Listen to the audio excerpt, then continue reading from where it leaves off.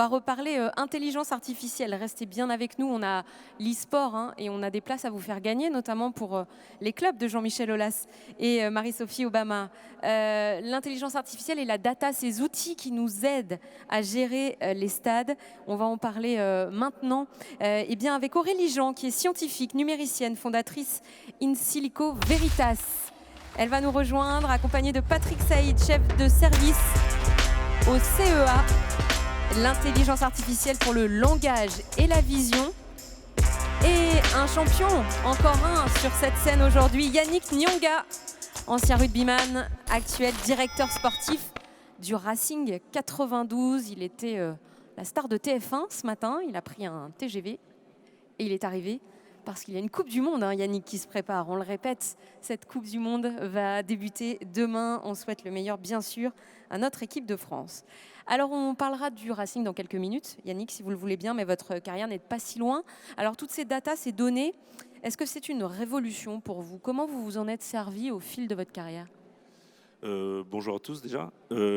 Moi, je pense qu'effectivement, c'est la plus grande évolution dans le sport avec tous les outils de récupération. Ça a été la capacité qu'on a maintenant à mesurer et à quantifier la charge de l'entraînement pour être toujours dans l'optimisation en fait, de l'entraînement.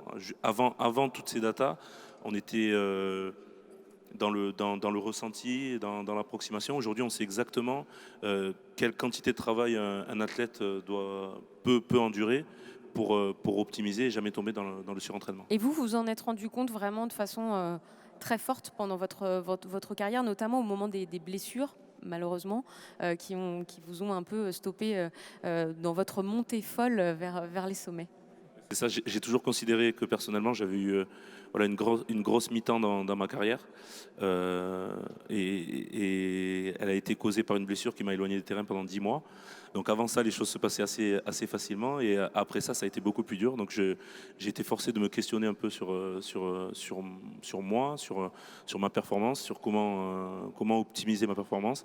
Et je me suis vraiment tourné vers tout ça, vers les datas, vers la récupération. Il y avait pas mal de recherches qui avaient été faites et ça m'a permis de mieux performer. Je considère que ma deuxième partie de carrière était beaucoup plus aboutie que la première, notamment en termes de prévention de blessures, parce que j'ai réussi à ne pas me blesser pendant 4 ans, ce qui est dans le rugby assez rare. Et je pense que ça, je le dois à cette quantification de la charge de travail. Voilà, pendant 4 ans, avec un retour en équipe de France et une belle fin de carrière. Je le disais, est-ce que ça révolutionne notre milieu? Est-ce que ça révolutionne le monde du sport et la façon de le pratiquer quand on est sportif? Aujourd'hui, je pense que oui. On le voit avec les meilleurs sportifs. Moi, je pense l'exemple qui me vient comme ça, c'est Roger Federer au tennis. On voit la longévité qu'un joueur comme ça peut avoir. C'est tout sauf le hasard. C'est qu'aujourd'hui, tout ce qu'il fait, de ce qu'il mange à la manière dont il s'entraîne, est quantifié, mesuré, analysé. Et c'est ce qui lui permet d'être performant aussi longtemps. Je pense à un autre athlète qui est assez connu, qui est Cristiano Ronaldo. Je pense que voilà, c'est quelqu'un qui, pareil, est à fond là-dedans et complètement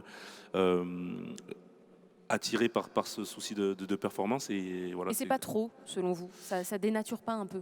Non. Je pense que chacun se l'approprie comme il veut, en fait. Il n'y a pas de vérité là-dedans. Il y a des données qu'on décide de s'approprier ou pas. Il y a certains joueurs qui sont, je pense, le parfait contre-exemple de ça. Mais on remarque quand même que les meilleurs sont quand même pas très loin de ça. Patrick Saïd, vous êtes chef de service au CEA, je le disais, intelligence artificielle pour le langage et la vision. Vous développez donc des outils d'IA pour traiter le langage naturel, donc les documents écrits, les textes, les images et les vidéos. Et vous, pour ça, ça vous sert à faire des mesures, et notamment dans le domaine sportif. Alors concrètement, dites-nous comment vous faites et ce que vous mesurez. Alors, d'abord, j'ai commencé par donner une courte définition de l'intelligence artificielle. Ce sont des données en entrée que l'on va traiter et finalement produire une sortie, donc qui peut être une information, une connaissance ou une décision, une aide à la décision. En fait, c'est à peu près la définition de l'informatique. La seule subtilité qu'on met dans l'intelligence artificielle, c'est de dire on va faire des algorithmes, des outils de traitement qui vont être intelligents, vont être capables d'être flexibles, adaptables, etc. Le point très important qu'a exprimé Yannick, en fait, dans tout ce processus, le point d'entrée, c'est la donnée.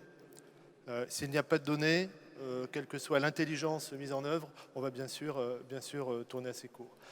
Il faut distinguer pour les équipes sportives 2 types de données. Les données qu'on appelle propriétaires, c'est typiquement les GPS, les centrales inertielles que vont porter les joueurs. Donc ça, c'est des données, on a vraiment accès à ces données. On peut choisir de mettre ou pas ces capteurs et utiliser ou pas ces données. Et puis il y a toutes les données ouvertes, qui sont les données finalement accessibles, mais qui ne sont pas destinées forcément à l'équipe technique. C'est par exemple tout ce que l'on va trouver sur le web, sur les réseaux sociaux, où d'autres clubs peuvent apporter des informations, peuvent donner des indices sur leur mode de préparation et qui peuvent être des sources d'inspiration pour les staffs techniques. Donc là, l'idée, c'est d'être capable d'aller chercher ces données. Un autre volume de données important, ce sont les données vidéo. Tous les matchs sont filmés, en tout cas beaucoup de matchs. On a écouté tout à l'heure la start-up qui propose de développer encore ça pour tous les sports, on va dire un peu moins médiatisés. Sur YouTube, à la télé, des tas de matchs, des tas d'informations qui sont à disposition. Il faut réussir à capter cette information, à trouver de l'information dans ces données. Concrètement, vous travaillez, je crois, avec la FFR, donc la Fédération française de rugby, et la Fédération française de tennis. Des exemples précis de ce que vous faites avec eux ? Alors, par exemple, si on prend le cas du tennis, évidemment, chaque entraîneur va avoir une connaissance de son joueur, de ses adversaires. Le problème en sport, c'est qu'il y a beaucoup d'émotions. Un joli point aura forcément un impact plus important qu'une action un peu plus obscure, mais pourtant importante. Donc, ce que l'analyse de la donnée doit permettre, c'est d'être capable de faire disparaître certaines illusions qu'il peut y avoir dans le sport. Donc les premiers qui ont commencé à traiter de la donnée ont découvert que des tas de croyances dans les sports, dans la pratique du sport, étaient erronées. Ce que nous, on va essayer de faire typiquement avec la Fédération française de tennis, c'est en regardant les matchs produits, finalement, est-ce que les croyances de la manière dont joue tel ou tel joueur, est-ce que c'est vraiment la meilleure manière pour contrer ce joueur-ci? Est-ce que la meilleure méthode, c'est bien celle que tout le monde croit appliquer? Et pour cela, la donnée donne une valeur objective à l'analyse. Et donc ça, on fait quoi ? On fait gagner du temps aux analystes vidéo qu'il y a dans tous les clubs pro, dans le sport de haut niveau, où on leur apporte des données qu'ils n'auraient pas vues eux-mêmes. Exactement ça, les 2 points. Gagner du temps, aujourd'hui effectivement, c'est des opérateurs dans les clubs qui sont chargés de la vidéo, qui vont devoir construire des résumés vidéo pour l'entraîneur, pour dès le lendemain matin, tant que le match est encore chaud, présenter des résultats aux joueurs pour montrer les faits saillants. Bon, c'est des gens qui passent leur nuit à cliquer des points dans des vidéos. C'est des gens compétents, des adjoints aux entraîneurs, plutôt que leur faire perdre ce temps-là. Si on est capable d'appuyer sur un bouton et pendant que l'adjoint récupère de son match, les algorithmes traitent les données, et puis comme ça, l'adjoint n'a plus qu'à exploiter ces données pré-traitées pour tout de suite donner une information. Alors moi, j'ai l'impression qu'on a de plus en plus de données, de data dans le sport. Est-ce qu'on est suffisamment formé pour les analyser, pour les digérer ? Est-ce que dans les staffs, on a des profils qui sont suffisamment pointus pour vraiment utiliser toutes ces datas correctement ? Alors, je vais rassurer tout le monde. Au CE, on travaille beaucoup dans le monde de l'industrie un peu plus général, où il y a des tas d'ingénieurs et les industries ont les mêmes problèmes. Beaucoup de données, pourtant des compétences techniques, et c'est pas pour ça que c'est plus facile d'exploiter convenablement la donnée.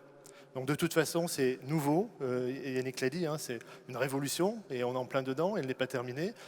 Ce qui est important, c'est que les entraîneurs sont déjà par nature des gens qui sont pluridisciplinaires. Ils gèrent le physique, la physiologie, la psychologie, la tactique, la technique. Ils sont déjà multiparamètres. C'est simplement qu'il faut qu'ils aient l'ouverture d'esprit pour pouvoir discuter avec les data scientists qui eux-mêmes, évidemment, doivent faire l'effort de vulgariser, de disposer des outils nécessaires pour expliquer en une image, en une seconde, en un graphique, l'information qui doit passer au coach. Yannick ? Il y a aussi maintenant des plateformes justement qui analysent ces données-là avec des scientifiques, mais aujourd'hui ça fait partie maintenant des staffs des clubs. Il y a différentes plateformes qui aujourd'hui, à travers ces données-là, permettent de savoir où en est un joueur. Donc ça veut dire que donc c'est la plateforme qui analyse toutes ces données la et plateforme qui via sort un résultat. des personnes aussi derrière, mais à travers certains chiffres, on sait que tel joueur s'est entraîné, a eu cette charge de travail-là. Il est revenu le matin. Il y a même des clubs qui analysent les urines des joueurs le matin pour voir leur niveau de fatigue. Et en fonction du niveau de fatigue, des fois, on va dire il risque de se blesser. On en a beaucoup parlé hier de tout ça, de voilà. cette data pour prévenir la blessure, C'est ça. pour éviter la surcharge, le Exactement. surentraînement, évidemment. Au rugby, on parlera après avec Aurélie Jean des études qui ont été menées notamment aux États-Unis. Vous travaillez, vous, sur les contacts, les commotions, les blessures. On en a parlé avec le docteur Bernard Dufour de la LNR. Quelles sont les datas, vous, que vous ingérez, que vous analysez? Voilà, donc avec la Fédération française de rugby, la Fédération française de rugby s'interroge beaucoup sur les contacts. On a fait la commotion est l'effet le plus grave, évidemment, mais simplement l'impact des contacts sur la forme physique du joueur, l'impact physiologique sur le joueur intéresse beaucoup la Fédération française de rugby. Et le problème qu'ils ont aujourd'hui, c'est de quantifier l'impact réel qu'a subi chaque joueur. Donc il faut être capable de personnaliser l'analyse, savoir que tel joueur a subi tant de contacts de tel type, de tel autre. Dans ce que l'on fait, nous on va utiliser notre analyse vidéo pour détecter déjà les phases de contact pendant le match et ensuite essayer de caractériser au mieux le contact. Est-ce que c'est un plaquage haut, plaquage bas, un ruck, est-ce que c'était le premier sur le ruck ou plutôt le deuxième? Est-ce qu'il est rentré plutôt Et ça, on l'analyse en temps réel ou Alors, après coup? on peut le faire en temps réel. En général, l'analyse peut être faite a posteriori. Et ce qui est intéressant, c'est de coupler ces données vidéo, qui peuvent donner quelques indications, mais pas tout, à des centrales inertielles, par exemple, qui vont donner l'énergie qui est mise au moment du contact. Et en couplant ces informations, on commence à avoir des outils pour mesurer l'impact reçu par le joueur sur un match. Et adapter l'entraînement après en fonction, évidemment. Je vous rassure, les joueurs, ils ne sont pas au courant de tout ça. Oui, non, c'est ce que j'allais dire, parce que parfois ça peut faire un peu peur. Et c'était la question que je posais hier d'ailleurs. Les joueurs jouent et sur tous ces outils de prévention de blessures, quand on transmet des données à un entraîneur, on lui dit attention, lui, il risque de se blesser. Est-ce que le joueur est au courant ou pas? Parce que ça peut aussi agir sur le mental. Après, c'est la capacité de traduction, en fait. Bien sûr. Être capable de traduire tout ça auprès du joueur avec un langage le plus simple possible. Et puis ça permet peut-être de prendre conscience de son état quand on est un joueur, et c'est ce qu'on disait hier, on a envie de jouer tout le temps, mais qu'on ne sent pas forcément la fatigue qui peut amener à la blessure. Et c'est aussi rassurant pour les joueurs de savoir qu'ils sont suivis et prévenus des blessures. Aurélie Jean, pour vous aussi, data et intelligence artificielle ont une utilité presque médicale. Vous avez notamment travaillé sur le traumatisme crânien, notamment chez les joueurs de foot US. Alors là-bas, il y a vraiment des contacts importants, encore plus qu'en rugby. Racontez-nous un petit peu ce que vous avez constaté. Alors en fait, moi mon travail était financé par l'armée américaine et la Navy. Donc c'était une application pour les soldats américains, mais dont on pouvait faire une translation directe pour les joueurs de NFL. Pour la simple et bonne raison, c'est on travaillait en termes énergétiques d'impact et pas de type d'impact. C'est-à-dire que nous, l'impact, donc pour les soldats, c'était les ondes de pression dues à des explosions. Mais dans le cas de la NFL, c'était l'impact, en fait, les chocs, mais l'énergie comptait. C'était ça notre critère.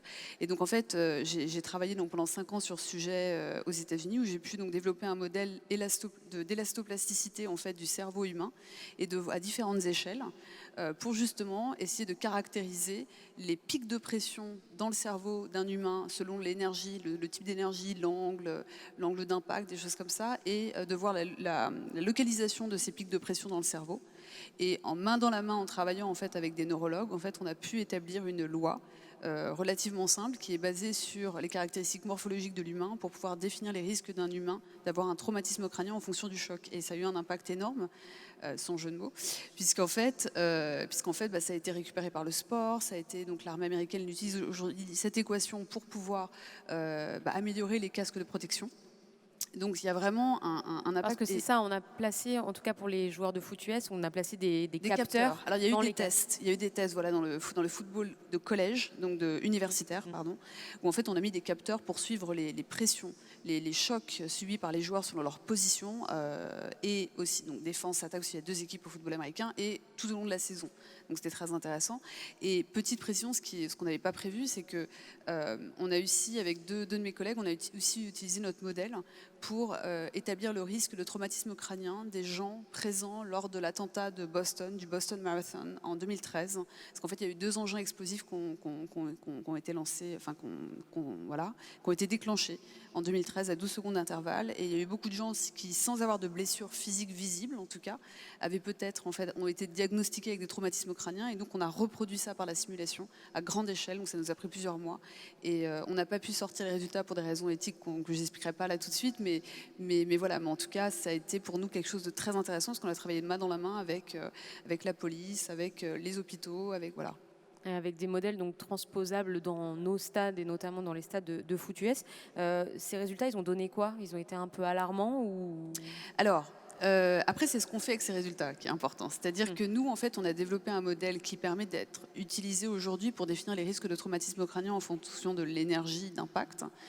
Et après, par exemple, pour le football américain, si on doit parler du foot, on peut imaginer qu'une équipe peut s'approprier ce modèle. Ce modèle est public, on peut le prendre. C'est une simple équation, enfin voilà, qui a été issue de grandes simulations numériques sur plusieurs années.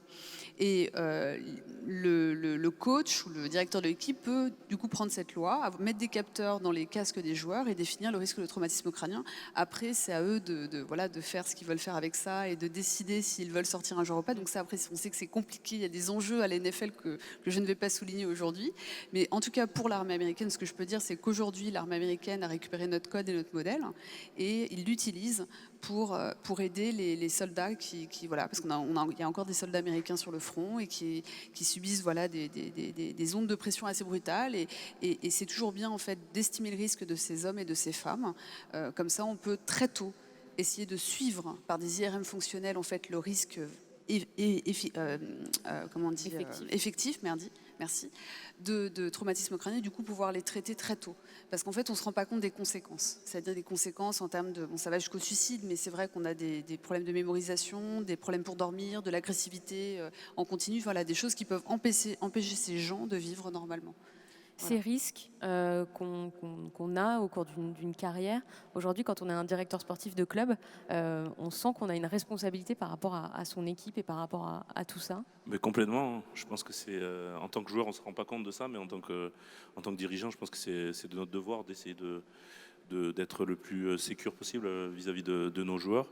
Après, moi, je suis très curieux de connaître un peu le résultat des études d'Aurélie. Et c'est vrai que voilà, je pense que on se doit de savoir quelle est la suite à ça. Le rugby, pour parler de mon sport, a énormément évolué dans l'intensité, dans la répétition des chocs. Quand on voit les matchs d'avant, il y avait peut-être des chocs qui pouvaient être ponctuellement aussi violents que maintenant, mais aujourd'hui, c'est dans la répétition qu'il y a eu une avancée. Je ne sais pas si on peut parler d'avancée pour ça, mais en tout cas, il faut certainement analyser l'impact que ça a sur l'être humain et prendre les positions de sécurité en conséquence. Et c'est vrai, ce que je trouvais intéressant en fait en préparant cette table ronde avec vous tous, c'est qu'en fait le terrain, le stade devient, enfin pour moi, devient un laboratoire d'innovation. C'est-à-dire que pour moi, c'est un lieu de collecte de données, un lieu d'expérimentation, un lieu, voilà. Et ça, je pense que c'est assez unique et c'est assez nouveau, en tout cas, de mon expérience, en tout cas. Après, j'ai l'âge que j'ai, mais en tout cas de mon expérience. Et c'est vrai que je trouve que c'est assez unique et ça donne en plus une grande transparence au sport, qui en plus d'être une activité de divertissement pour les gens, devient aussi une activité ludique pour comprendre les enjeux, comprendre les risques et rassurer aussi les parents qui veulent mettre leurs enfants au rugby. Voilà, je pense qu'il y a une vraie transparence et une éthique du sport qui est importante aussi pour les gens qui vont voir les matchs. Alors, évidemment, on n'en fera jamais assez, mais il y a quand même pas mal d'avancées par rapport à ça quand on parle du rugby. Avant, on ne savait même pas ce que c'était qu'une commotion. Et j'ai souvenir, moi, d'avoir joué KO ou d'avoir vu des coéquipiers à moi jouer KO, parce qu'avant, on ne savait même pas que c'était dangereux de rester sur un terrain alors qu'on était KO. C'était presque un signe de bravoure. Aujourd'hui, on sait qu'il y a un vrai risque, même sur des chocs qui sont a priori anodins. Donc il y a énormément de protocoles qui ont été mis en place. Au début, c'était les docteurs de club qui étaient responsables de ça. On s'est rendu compte que des fois, par moment, pris par l'enjeu, les docteurs ou les dirigeants n'étaient pas forcément toujours responsables. Donc on a aujourd'hui mis des médecins indépendants qui aujourd'hui n'ont aucun intérêt. Donc je pense qu'on va quand même dans la bonne direction. Maintenant, il faut toujours faire mieux et on n'en fera jamais assez dans ce domaine-là, mais en tout cas, il y a en tout cas, c'est ce que disait Bernard Dufour hier, le nombre de commotions cérébrales a baissé sur la saison dernière en top 14 et il le disait, c'est probablement dû à une meilleure prise en compte de ce phénomène-là, malheureusement. Si on revient à cette IA et ces data sur le terrain, alors au-delà de l'aspect médical et scientifique, au Racing aujourd'hui, comment vous utilisez toutes ces données ? Et nous, on les utilise de deux manières, je dirais. Alors la première, c'est pour la performance, évidemment, on en a parlé tout à l'heure. Et la deuxième, je dirais, c'est via notre stade, la Paris La Défense Arena, qui est un stade assez particulier puisqu'il ressemble un peu à cette enceinte. Un petit peu plus moderne. Quand même. J'aime beaucoup ce Palais des Sports. Mais dans le principe, c'est une enceinte qui est fermée. Le président Jacques Lorenzetti aime à dire que c'est une salle de spectacle dans laquelle on joue au rugby. Et donc la configuration de cette salle qui est en forme de U, avec des tribunes sur 3 flancs de la salle et un côté qui est un grand écran de 2000 m², permet de diffuser pas mal d'informations et c'est quelque chose qui marche auprès du public parce qu'on peut voir les mensurations de certains joueurs, le nombre de kilomètres qu'ils ont parcouru, à quelle intensité, le nombre de plaquages qu'ils ont réussi, les pourcentages de réussite d'un buteur par exemple. Donc c'est vrai que sur la fin des matchs, je me suis rendu compte que ça marquait les gens du public d'avoir un petit peu toutes ces stats vis-à-vis du joueur. Ça leur permet d'en savoir plus sur le match. Ça permet d'avoir des données pour enrichir la troisième mi-temps dont on parlait tout à l'heure. Aurélie, pour conclure. Oui, excusez-moi, je vais juste rebondir. C'est que là, on a parlé beaucoup de data des joueurs, mais aussi les data pour servir les joueurs et le coach. Il ne faut pas oublier l'arbitre. En fait, l'arbitre, il y a des outils maintenant de tracking qui peuvent aider l'arbitre en fait à mieux juger, à mieux évaluer, à suivre, à anticiper. Et voilà, l'arbitre il est armé aussi analytiquement grâce à tous ces outils et c'est quelque chose de très intéressant. Je me souviens, il y a très longtemps, il y avait un gros débat sur la vidéo. Alors, est-ce que la vidéo aide ou pas? Voilà. Ce sera une autre fois. Hein. On a 1 heure de plus. Voilà. Non, mais ce que je veux dire, c'est que c'est intéressant en fait. C'est que voilà, il y aura encore des débats et tout. Donc je pense que on rentre dans un nouveau paradigme du terrain de sport qui n'est plus qu'un terrain de sport, mais beaucoup plus que ça. Et voilà. Et pour ajouter à ça, on étudie aussi l'arbitre. C'est-à-dire qu'aujourd'hui, chaque équipe a des données aussi sur l'arbitre. C'est-à-dire que qu'a tendance à siffler un arbitre? Est-ce qu'il siffle plus en faveur de l'attaque, en faveur de la défense? Vraiment ça? Voilà. Donc, combien de temps avant, sur un match de rugby, on connaît le nom de l'arbitre? Dès qu'on sait, je pense que c'est l'arbitre, non, 3-4 jours avant, ah ouais, sur un match de championnat. Et dès qu'on sait l'arbitre, on a énormément de données sur lui. Donc la data a vraiment pris beaucoup d'importance dans la performance. Là, c'est Big Brother, là. Là, vous enquêtez. Je ne savais pas. C'est une info importante. Je ne savais pas que les équipes... Ce sont des données ouvertes. Ouais, exactement. Des données ouvertes qui sont accessibles. On a le droit de les utiliser. Ah ouais, d'accord, ok. Très bien. Merci beaucoup, en tout cas, pour le partage de vos expériences. Et on a vu que le stade, décidément, depuis le début de l'après-midi, est beaucoup plus qu'un stade. Il est un lieu d'entertainment, on en a beaucoup parlé, et un lieu aussi d'expérimentation, de recherche médicale. Merci Aurélie Jean, Patrick Saïd, Yannick Nyanga d'être venus avec nous aujourd'hui pour parler IA et data dans nos stades.